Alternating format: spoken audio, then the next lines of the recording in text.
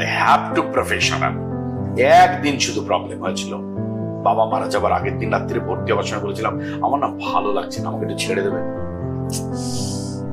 কি হয়েছিল? ওই বাবা কোনোদিন তো ওইরকম অসুস্থ হয়নি, মা বললো ফোন করে যাওয়ার সময় বললো জানিস পর্দাটা টেনে ধরে চলে গেল, যেতে চাইছিল না। আমার মনটা না একটু এরম হলো শুটিং থেকে।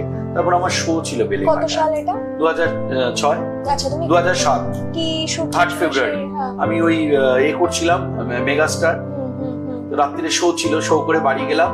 রাত্রিবেলায় বাবাকে সেরকম দেখা হলো না, সকালে উঠে মা বললো, মা দেখলাম ভাত খাতে, মা বললো ওই পর্দাটা ধরে চলে গেল, যেতে চাইছিল। তারপরে ওই রাত্রিটা শোতে গিয়ে আমার মন খারাপ হচ্ছে, তখন বললো আমাকে একটু ছেড়ে দেবে।